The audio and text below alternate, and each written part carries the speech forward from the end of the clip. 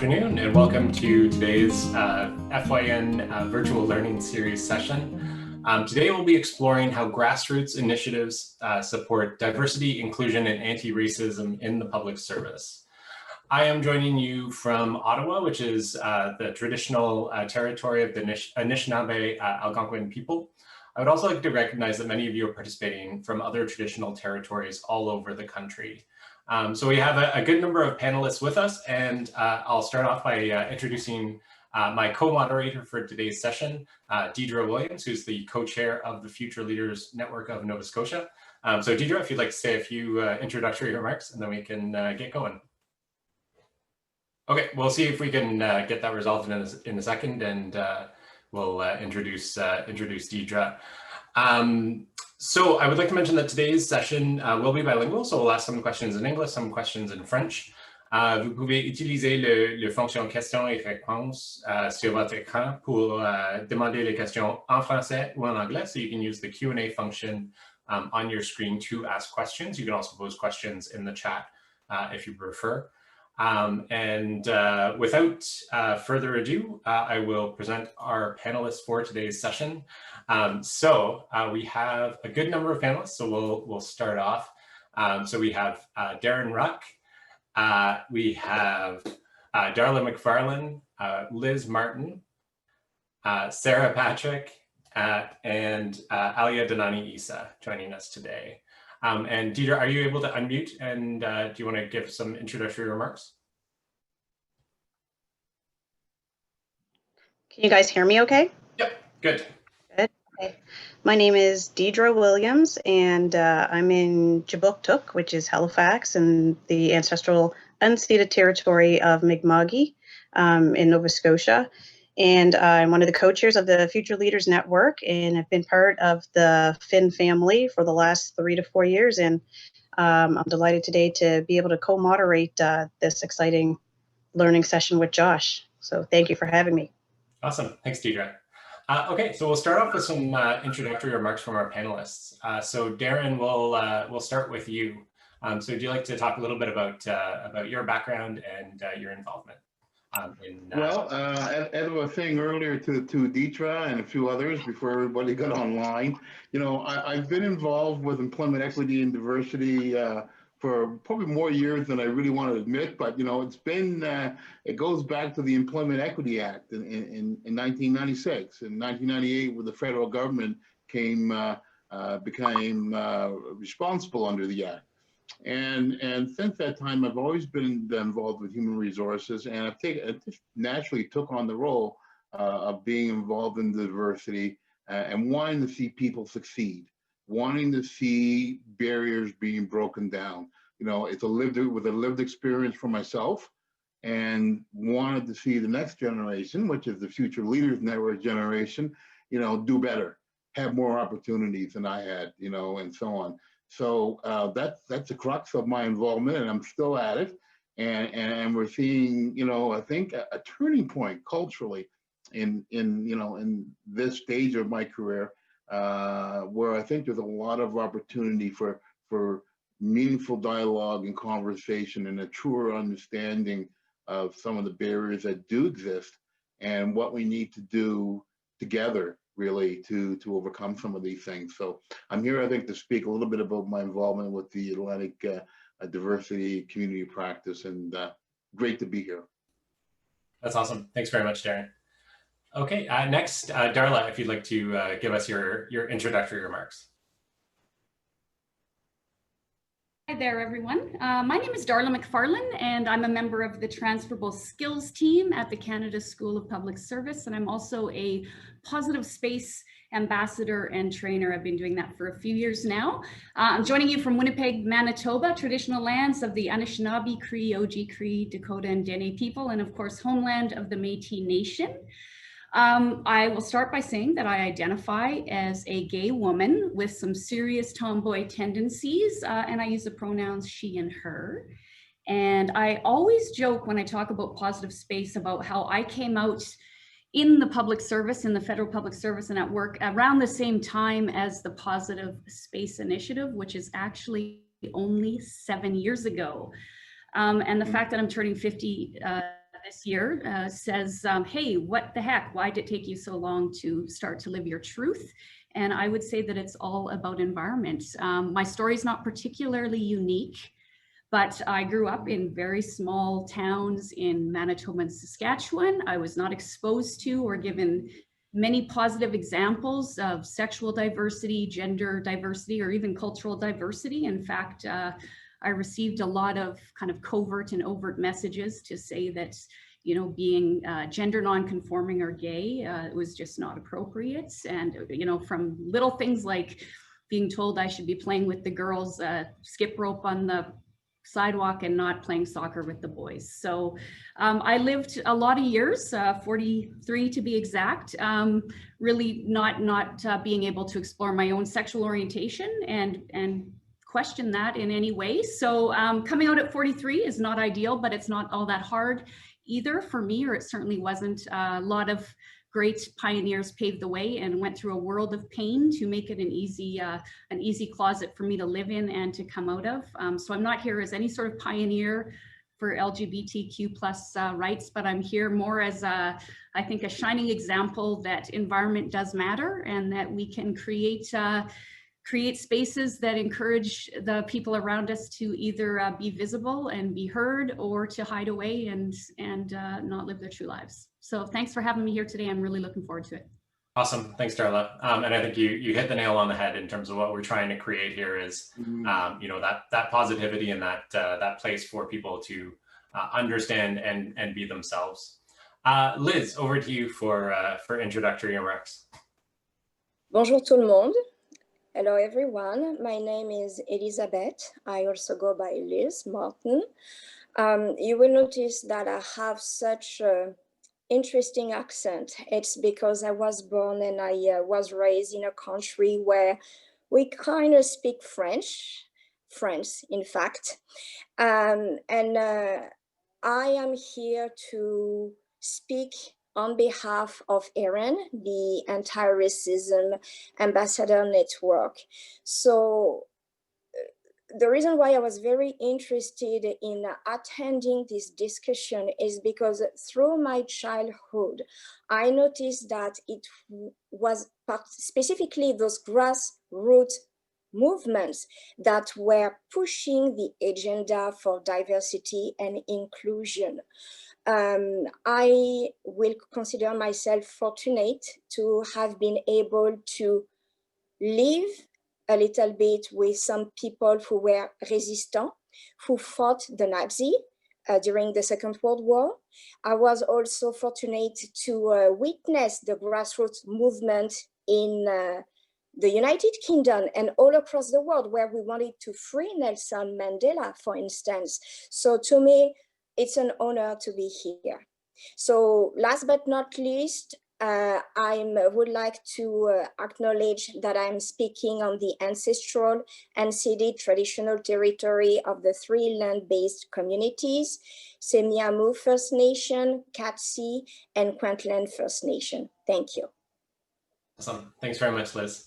And I'll mention that we have 2 other people on from the Anti-Racism Ambassador Network. Alia Danani Isa and Sarah Patrick, who will also be here to answer questions and provide their viewpoints. I think it's a very important time for ERIN to have come to life, and I think we're very happy to have you here to discuss it and to see how we can all kind of be allies and be ambassadors moving forward. Okay, so Deidre, I will turn it over to you to ask our first question. Can you hear me okay? Yep. Okay, so I'm going with the sheet where we start with Darla, right? Yep. Start with those 1 to 9. Yep. So the first question is for you, Darla. It is, what is the history of the positive space movement? Wonderful. Thank you very much for your question, Deidre. I'm going to start first by just telling, because some may not know what positive space is, so I'll kind of work that into it here.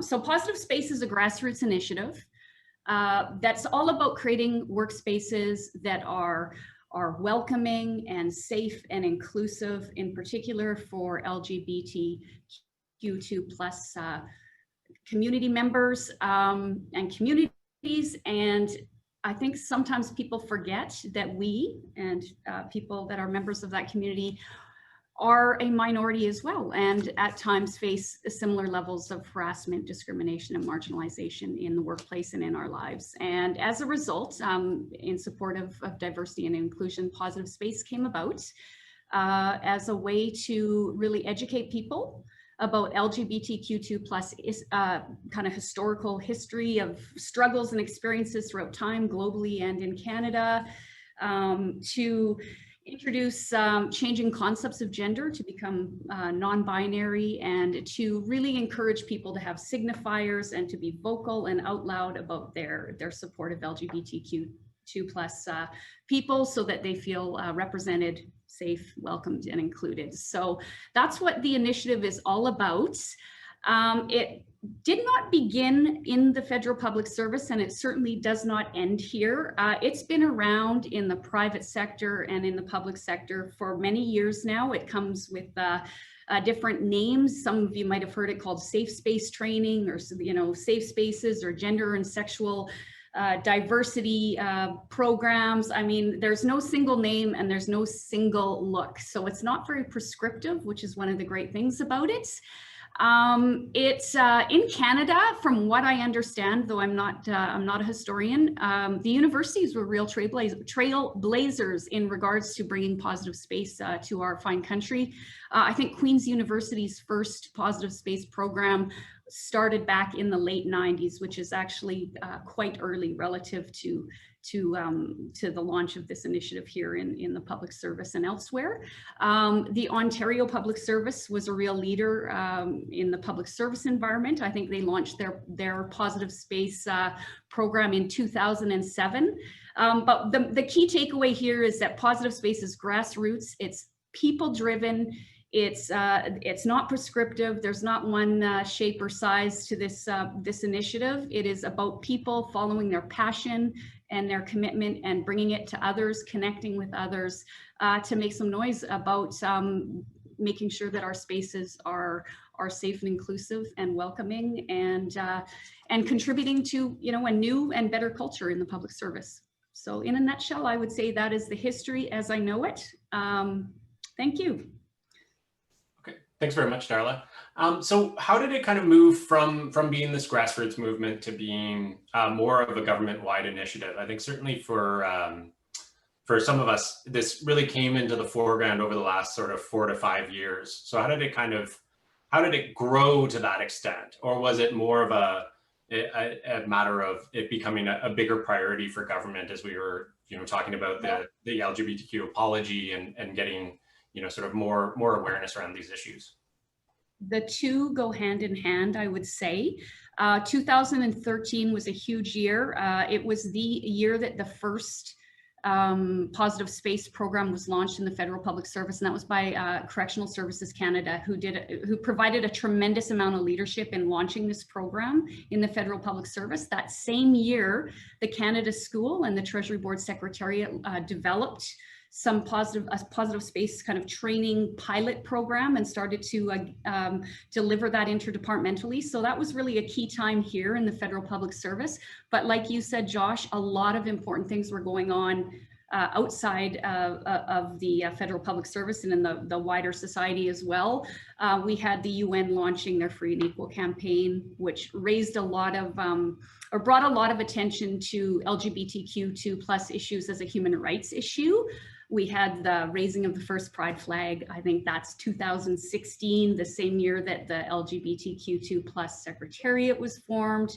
I think the first Train the Trainer session was offered interdepartmentally to get there to be representatives in a lot of the departments that could actually teach other people about positive space. We had the formal apology and the class action suit. So it was a lot of things coming together within the same time frame that really gave movement and momentum to the initiative.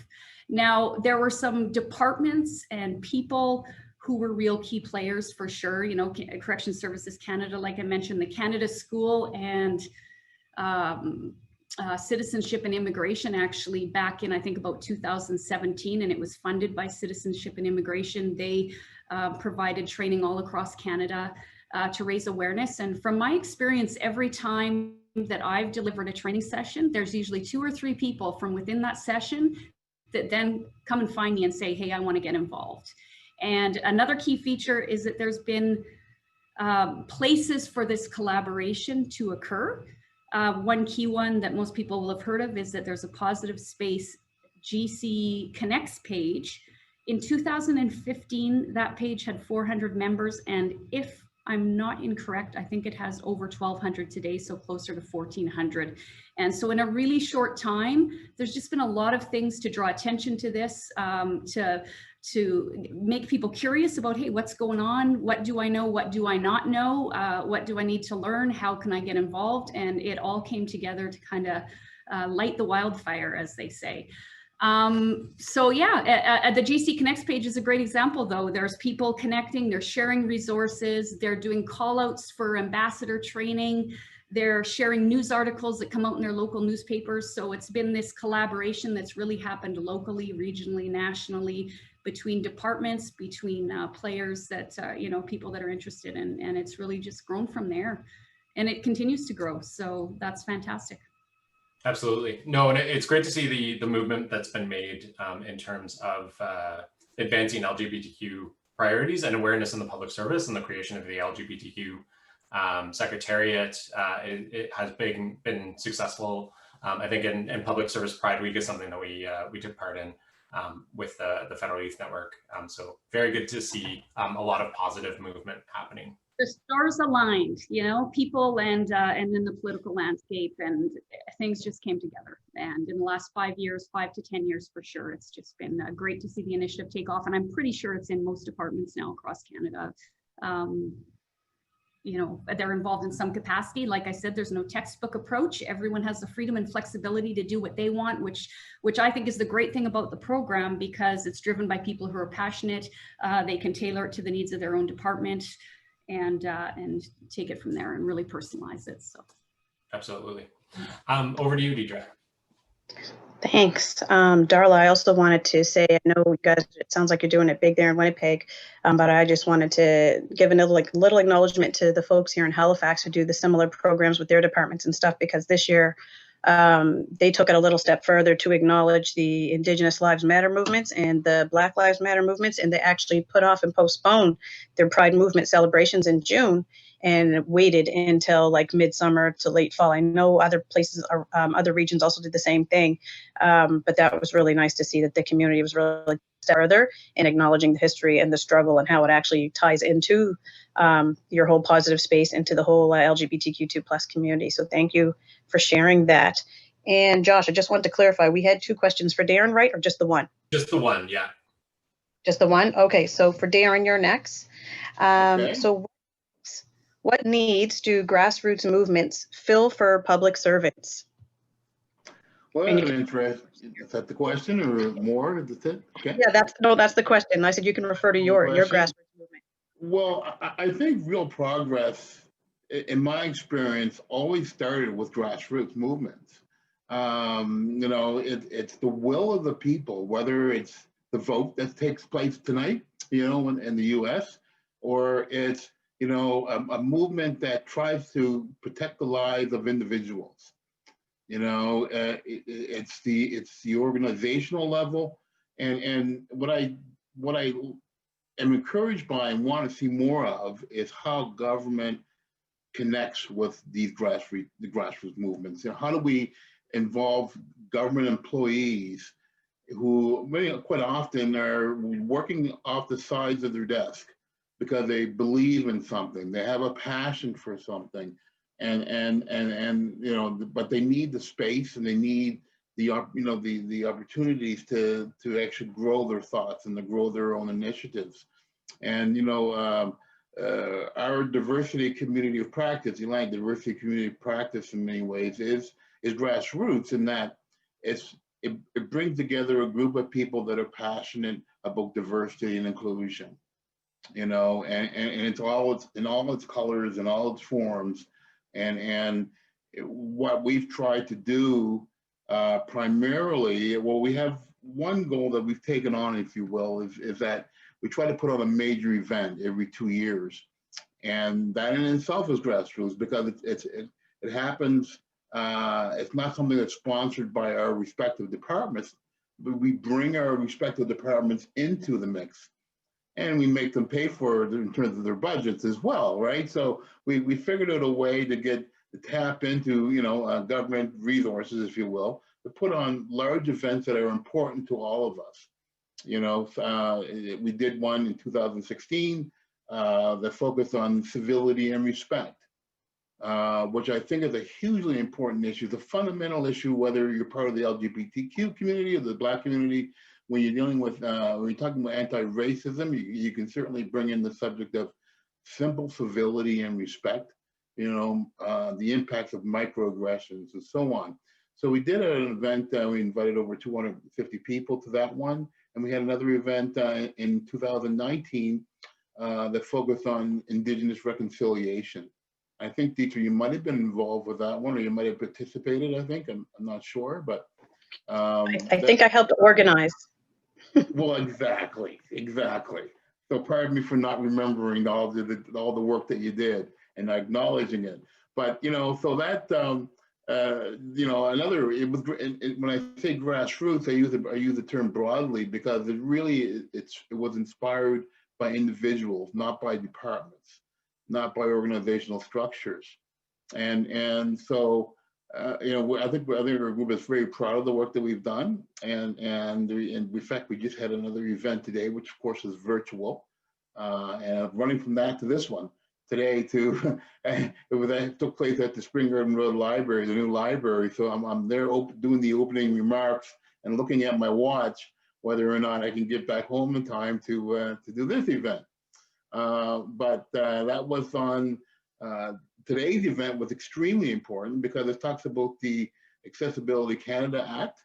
We had Madame LaRoche speaking, headline speaker, and the title of the event speaks for itself, is how to become a disability confident employer. So it was meant, if the audience is public servants, and we'll put a plug in for it. Although it's happening right now as we speak, it's going to be recorded on YouTube for future viewing.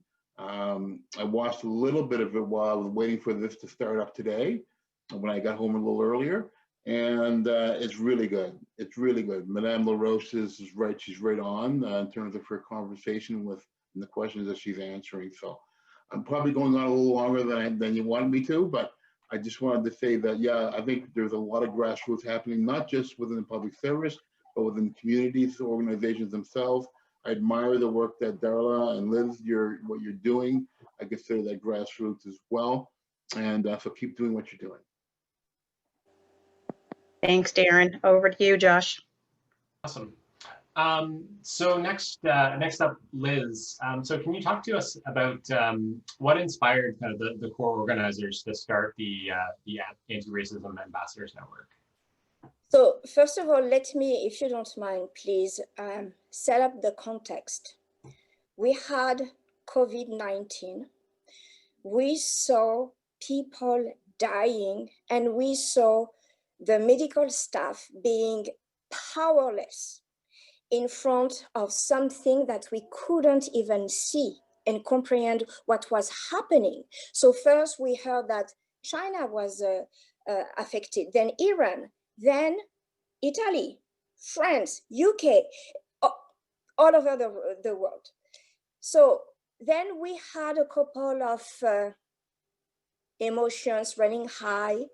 And then I would say that the pinnacle was the senseless, horrific, disgusting killing of George Floyd, which was the result not only of racism, but anti-Black racism, no question about it.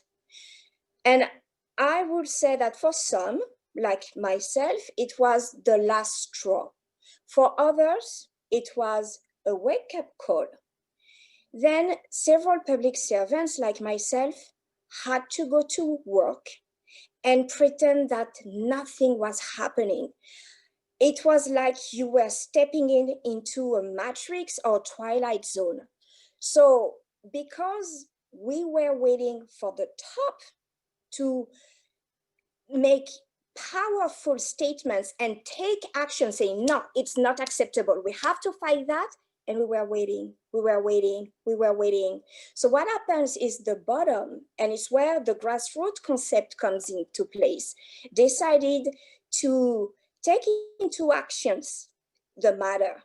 And it's how a collective group of public servants from all levels, from all across Canada, decided to come together. So I want to say that Aaron has no intention whatsoever to reinvent the wheels or to duplicate the efforts. No, it's not what we stand for. And what I would like to say is that the Aaron Anti-Racism Ambassador Network, ou en français les ambassadeurs du réseau anti-racisme, nous sommes une initiative communautaire populaire. Nous partageons des informations et ressources sur les travaux nouveaux et existants pour démanteler le racisme systémique dans la fonction publique. En mettant l'accent sur le travail mené par les Noirs, autochtones et les personnes de couleur avec une optique intersectionnelle. Et c'est ça qui est très important, ce qui nous permet de connecter les gens et d'amplifier leur travail. So we share information and resources about new and existing work to dismantle systemic racism across the public service and at all levels, federal, provincial, local, and even with the First Nation bands, with a focus on Black, Indigenous, and people of color-led work. With, again, that is very important, an intersectional lens. And it allows us to connect people and amplify their work. So what we do is, I'm right now speaking from British Columbia, while all the other coordinators, Aliaf, Ali, Glenys, Sarah, Vicky, Britt, Pat, and Sean, I don't want to miss anyone, are on the West Coast. So it's from coast to coast, and we do that outside of our working hours. And most importantly, we don't want to be tied to any government organization, because you have to be independent if you want to speak true to the power. That's very interesting. Et je pense que c'est important que votre réseau comprend les personnes d'une province à l'autre, alors de Colombie-Britannique jusqu'à Nouvelle-Écosse, pour avoir les vues et puis les communautés qui sont diverses dans ces provinces différentes, pour que ça représente tous les fonctionnaires partout au Canada. Absolutely. Tout à fait. Thanks very much. Deidre, next question to you. Hi, I believe the next question is also for you, Liz, or for someone from your network. How do we become part of the movement? I think I know the answer to this question because I'm already part of the movement. I've been part of the movement because it's part of my life. But for all those out there who want to know, how do we become a part of this movement?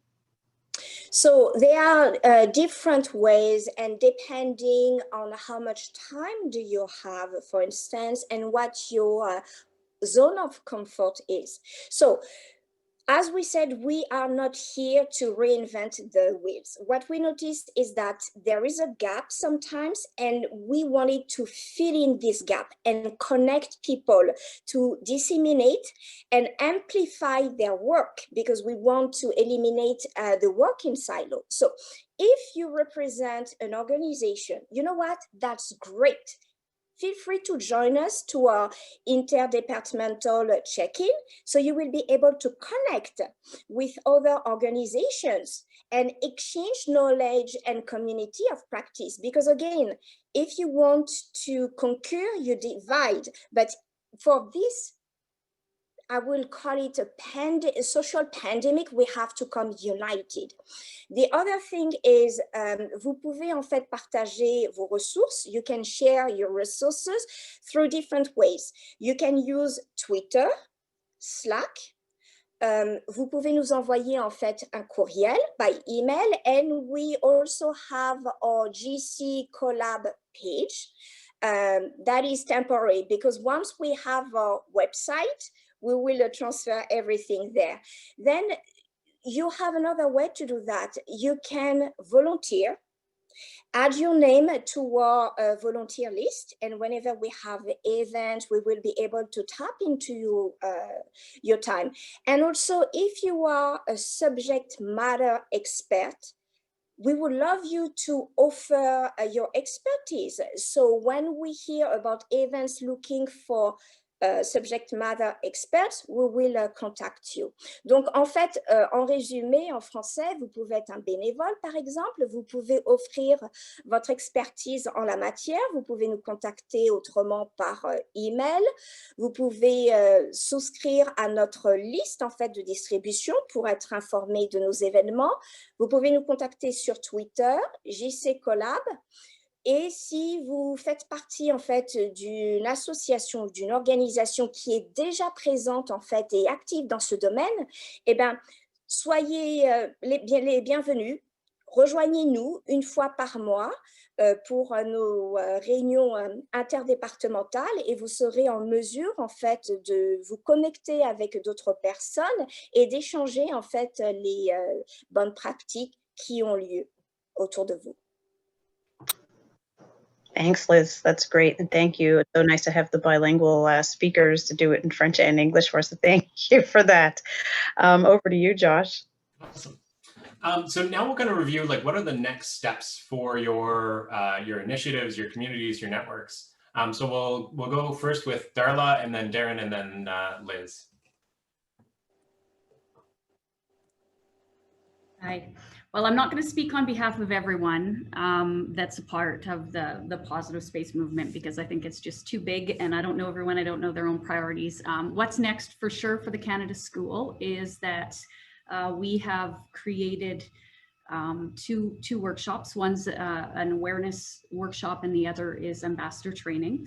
And we're just in the process right now of converting those to virtual. So I believe that right now there's the course W080 Positive Space LGBTQ2 plus awareness. It's, I think, a half day or maybe 3 hours that's virtual and that's being piloted right now. So that's certainly on the horizon. And another thing that, if I can speak, that's on my kind of to-do list and that I'm certainly encouraging to other members of Positive Space is to learn more about intersectionality. So I noticed the question earlier that came my way about, what are we doing with this regards? And I'd say really just trying to educate people to understand that there are layers of oppression for some people, that we can't take a singular voice or a singular lens when looking at issues like this and speak on behalf of other people and other groups. So I'd say those are my priorities right now, is getting that school training launched with my colleagues at the school that are offering that to those departments that may not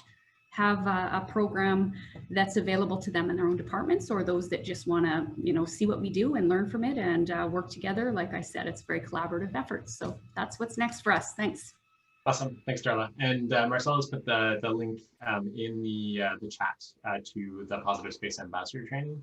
I think I went through this about 3 years ago, and I think what hit me is that I thought I knew a lot more than I really knew. So I think no matter where you are sort of in your life and in your understanding of LGBTQ issues and rights and awareness, you're going to learn quite a bit from the Positive Space Ambassador Training. Alors, je pense que c'est très important d'avoir une connaissance de l'espace positif dans n'importe quelle position et dans n'importe quelle agence ou département. So really important to have that understanding. No matter what position you're in, what region you're in.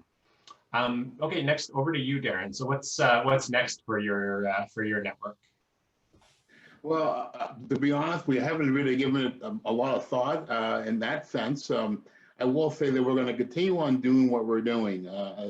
As I referred to earlier, part of our mandate is, for example, is to try to put on a major event every 2 years.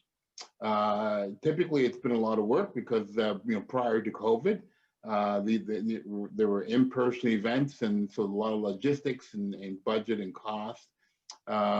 You know, we don't know what's going to happen in the future, how long we're going to be in a situation where we're doing everything virtually and there are no large crowds. But I should hope that 2 years from now, for example, we'll be in a better spot, or a year from now. We will be looking for our next topic of a major event. In fact, it may be a focus on the LGBTQ plus community. Is you know, we discussed that in the past as a group, and so you know, it's something that we'll certainly continue to consider. We meet monthly. Part of our other mandate is to keep each member of each departmental member informed, you know, as to what's happening out there in the community, and we share best practices. We'd love to engage, for example, with the ambassadors, I think, and you know, expertise in the LGBTQ plus community. So yeah, we you know, basically we meet, we're engaged, and we'll continue to do that over the next coming fall and winter and into next summer. Awesome. Thanks very much, Darren. And Liz, what's next for Aaron? And then we'll go to a final question and then a bit of a Q&A. Okay, thank you. So we are working on developing principles for the network and its longevity. We are very well aware that it is a long-run race. Unfortunately, it won't be done over. We need to buckle up for this fight, definitely. We are developing as well an online site where we will be able to move from GC Collab to our website.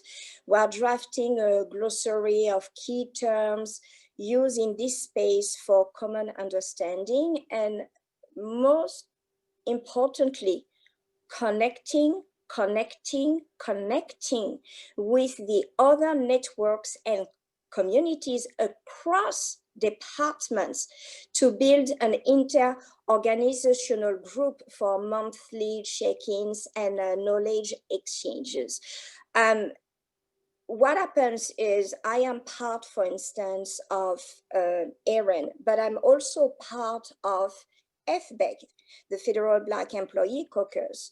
And in several agencies, for instance, Black employees are pushing for Black employee networks to be represented and to be in control of our voice. Some departments and agencies are open to it, others simply not. So with the benefits of AREN is that people are able to obtain some information that they would otherwise miss. That makes a lot of sense. Awesome. Okay, Deidre, over to you.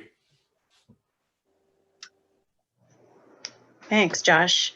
That's great, Liz. The good thing about, I also wanted to mention that I'm also a part of FBEC as well, a newbie. I guess I represent the Nova Scotia area, trying to round up the folks here and just create awareness of FBEC as well. So it's a great initiative. So the last question is, there are many movements like the Black Lives Matter, Indigenous Lives Matter, Greta Thunberg, climate change, Idle No More, March On, for examples.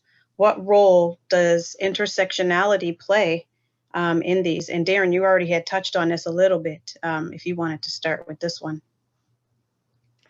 Well, intersectionality is certainly an interesting topic and phenomena. I mean, we're all intersectional in some ways.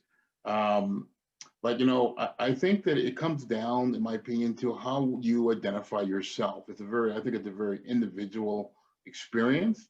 I myself, as well, I know is, you know, we have Indigenous heritage, you know, that I often talk about, but it's not visual, you don't see it. But, you know, certainly, but on my mother's side, I'm very connected, and I feel connected spiritually to the Indigenous community through my mom's family. So that's who I am, and that's part of my identity, and how that plays out in the workplace. Again, I think it's individualized. But that's the beauty, and that's also the challenge I think that we face, is that how do we measure that intersectionality? You know, we ask somebody to self-ID, for example, you know, in our my GCH or my systems or my, you know, my HR GCHR, then we're really asking them to decide who they are, like based on categories that we created, that the government created, right? Which may not fit.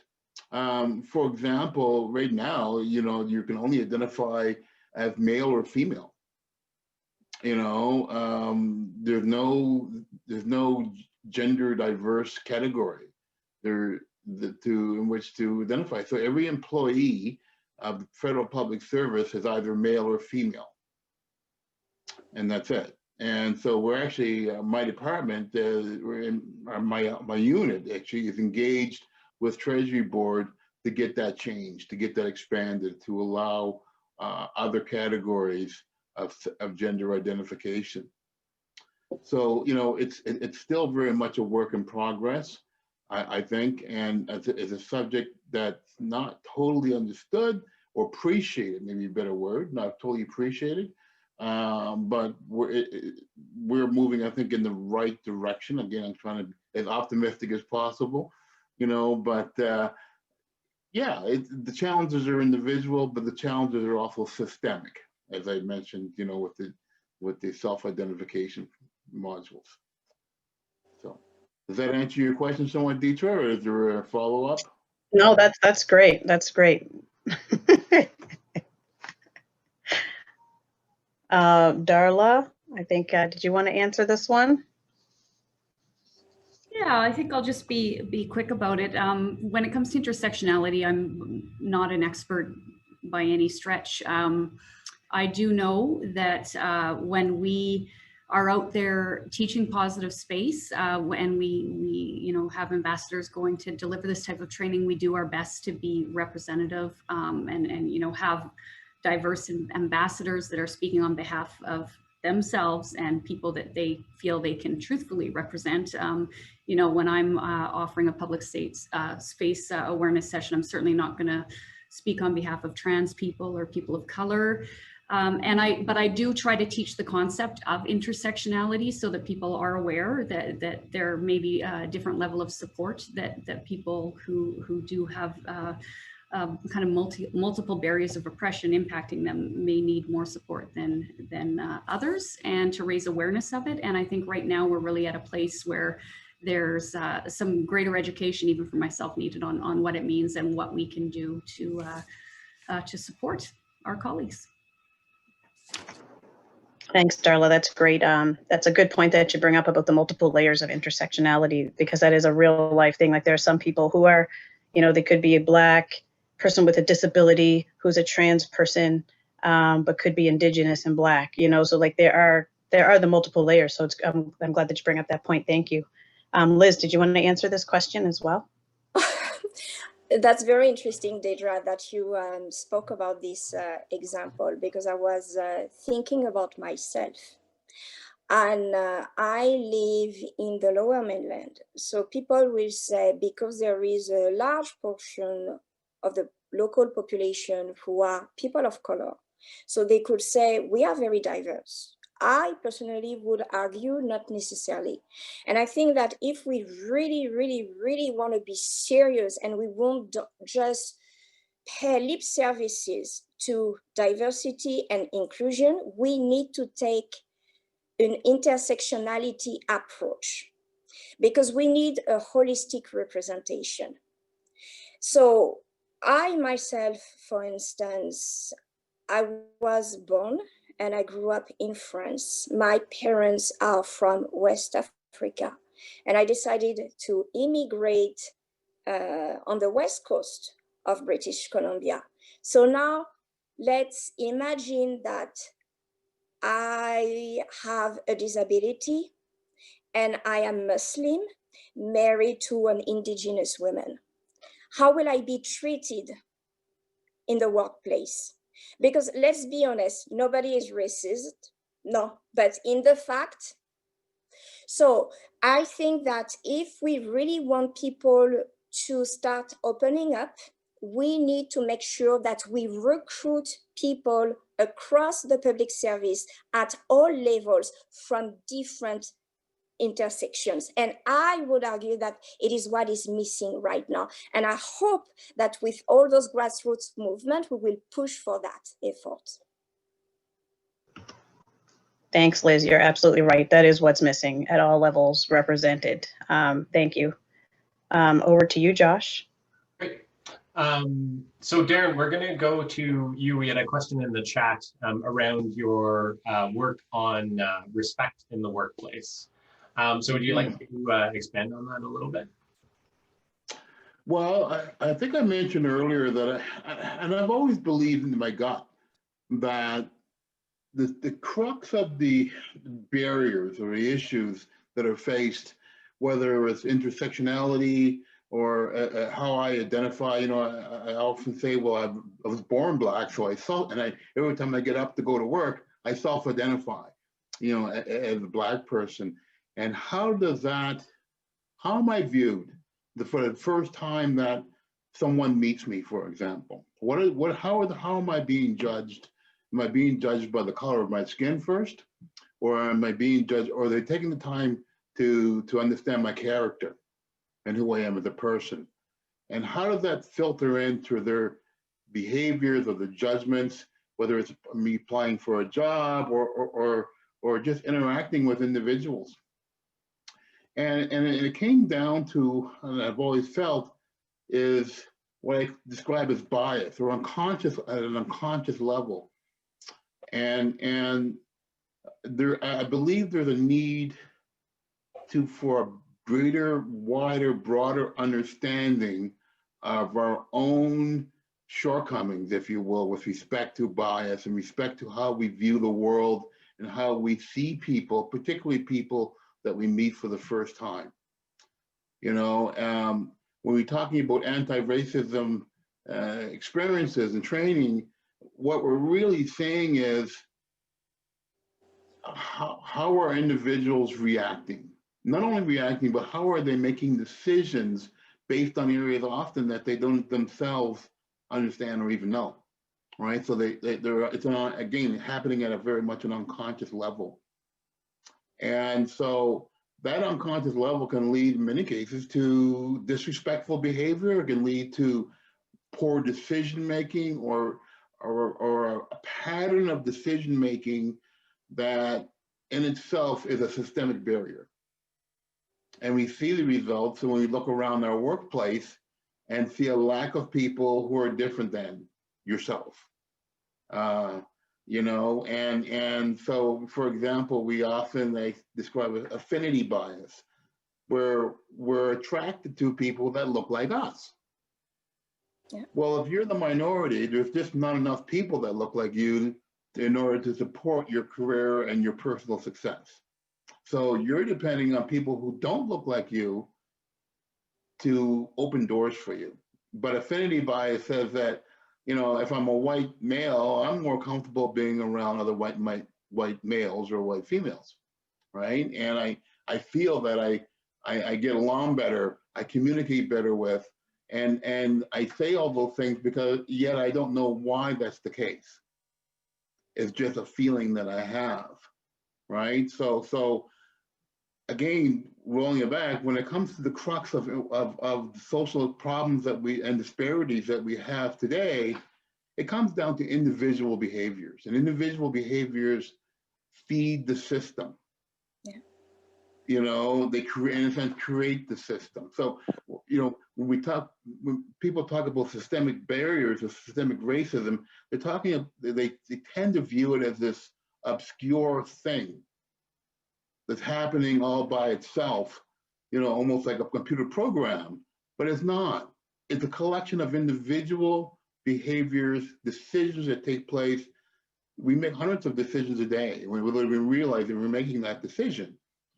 And so it's a collection of all those things that cause a repeat of behavior and repeat of of barriers, if you will, that keeps perpetuating themselves. So when I did speak about respect earlier, and I also spoke about, of course, unconscious bias, some training that we're doing now, and I see it expanding. I see the subject matter expanding, which I believe is really one of the key ingredients for tackling systemic barriers and systemic racism. So I hope that answers your question. Yeah, absolutely. So I will now ask for any questions that you have of our panelists. Please feel free to pose them in the Q&A box. Alors, si vous voulez utiliser le boîte questions et réponses pour vos questions, on peut les poser à nos panélistes dans la langue de votre choix. And I see with that, we have a question here. So the question is, how do we teach public servants to be more inclusive? So do we offer more training one-on-one, or more talks, more conferences, more messaging? Like, what's the what do you think would be the most sort of effective method to teach and promote inclusion? So Darren, maybe we'll start with you, and then go to Darla and Liz. Well, sure. It'd probably be a continuation of my last response, really. Excuse me. In that, I think the most effective learning, because let's face it, we're all challenged by the amount of courses that are out there, choices that we have with our time. Really, we're making decisions on our time in terms of what training we're going to take or what we're going to learn today. I think the most effective learning, in my opinion, comes down to self-awareness. If I were to, create one word for it or a couple of words, it's a self-awareness piece, and understanding what my role is in helping to perpetuate the status quo, the current situation. And we all have a role. So the idea of, again, whether it be unconscious bias training or respecting the workplace training, understanding how the impacts of microaggressions, understanding the little things about proper listening skills, or not looking at your phone when somebody else is speaking, or at a meeting, right? The basic respectful behaviors that we don't often spend time to focus on and think about, but together they create an environment that's often not healthy and it is not inclusive. So, there's all kinds of leadership training out there, there's lots of coaching out there. I think there's some individual cases where particularly managers, need coaching to deal with, obviously different types of personalities on their work team, different skill sets, different motivational things that motivate people are different. You become the work, I think, as well in our own unique place, right? We have our own expectations of work. We have our own issues at home. We're at different places, in life in general. As a manager, you have to be aware that not everybody comes to the office with the same mindset, and so certainly training around on having for managers and creating effective teams, and what I describe as bringing out the value of diversity within your team. Understanding that not everybody on the team will make the best pitcher, or be the best goaltender, but they have other skills that are equally important, that contribute to the overall success of the team. So manager skills around effective teamwork and team building, and individual skills around self-awareness would be my recommendations. Awesome. Darla and Liz, your thoughts on how we can, what's the best way to be sort of more inclusive and to teach inclusivity to public servants?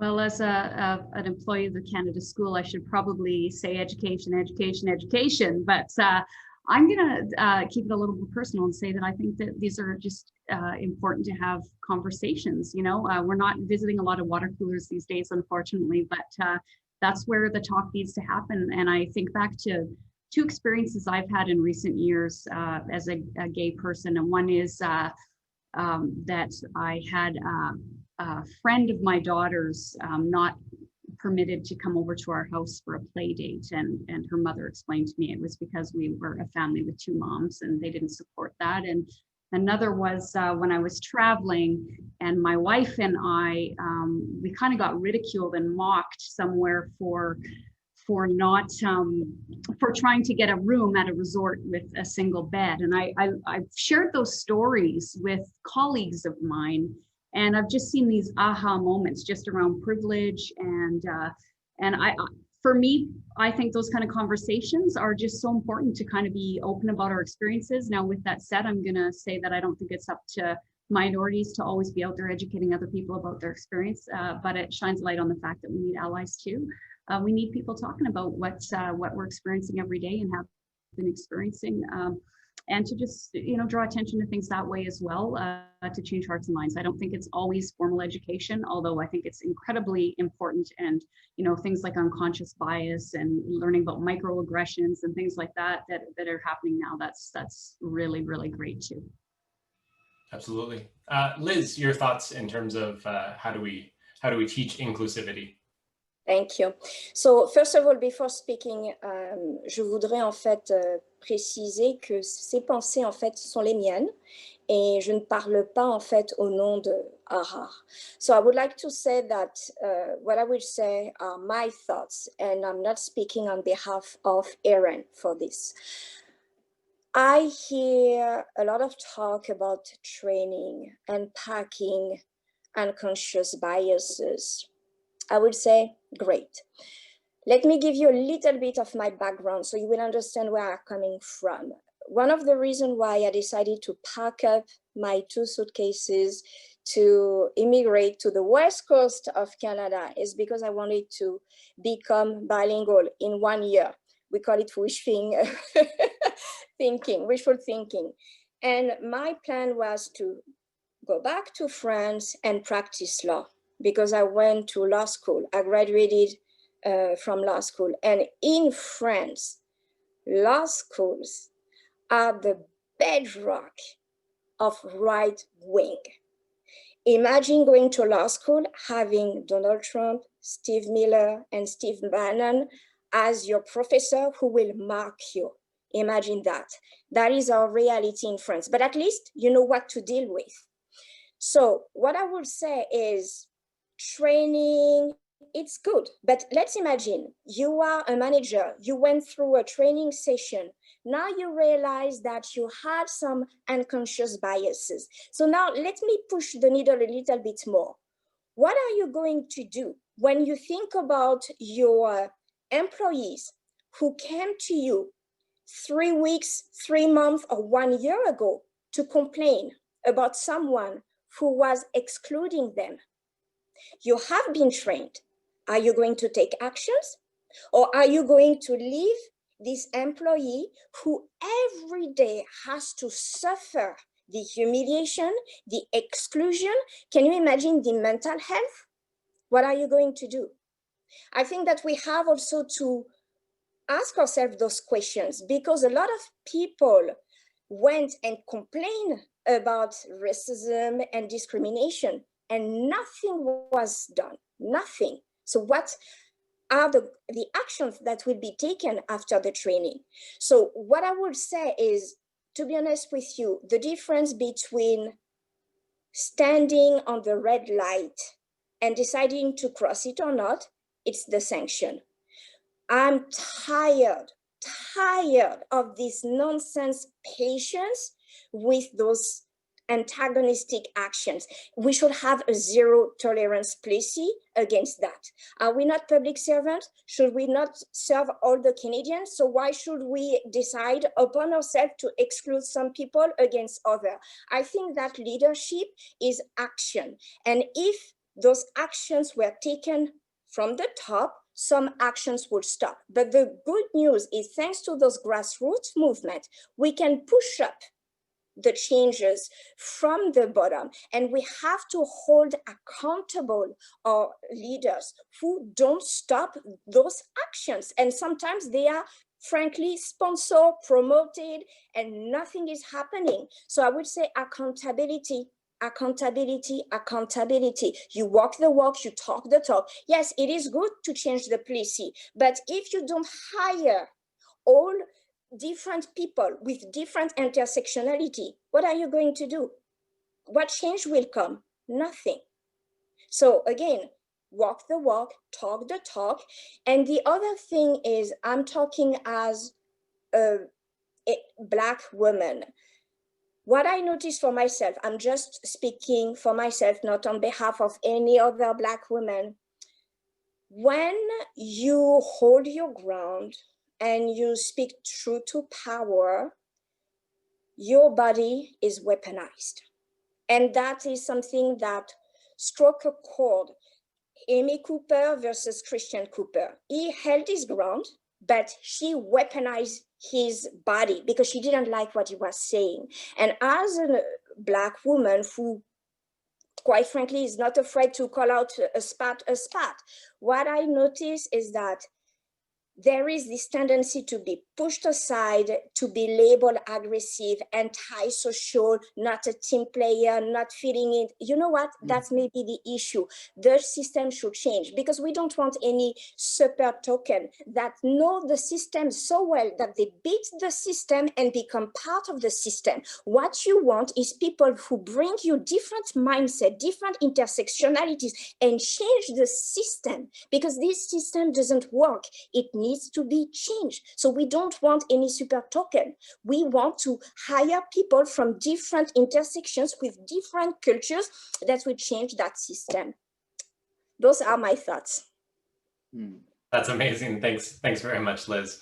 And I think very clearly this could have been a 90-minute or a 2-hour discussion, but unfortunately we'll have to leave it there. So I see we had some questions in the chat around overcoming affinity bias, what are microaggressions, and I think, Liz, you spoke to, how do we promote and bring up these issues without being labeled or typecasted or stigmatized. So I think we've answered that one, but certainly many of these topics will be continued to be discussed on our future sessions. Deidre, I'll hand it over to you for any final thoughts, and then we'll just and then I'll wrap up after that. For me, I just wanted to say thank you for inviting me to co-moderate here. Thank you to Liz and Darla and Darren. I'll probably be reaching out to all three of you for some Future Leaders Network stuff here in Nova Scotia. Thank you, Marcella, for organizing this all behind the scenes there. I see you keeping it all in order there. And the FYN family for making this happen. Back over to you, Josh. Awesome. And thanks very much, Deidre, for co-moderating today. It's been a pleasure. So stay tuned for our next session. So we have sessions coming up every Tuesday for the month of November on various topics in diversity and inclusion. The next one is November 10th on creating better relationships through the use of inclusive language with Jeremy Tate, Susan Woodhouse, and Leila Shafid. So register for that one for sure. And we will have our body break video online soon internally. Which talks about wellness and combating racism and diversity inclusion with Hal Johnson and Joanne McLeod. So thanks very much, everyone, for joining us today. Thank you, Darla, Liz, Darren, and Deidre. Merci à tous nos participants de partout au Canada. Et thanks very much for joining us for the FYN Virtual Learning Series. And have a great day, everyone. Merci. Thank you. Bye.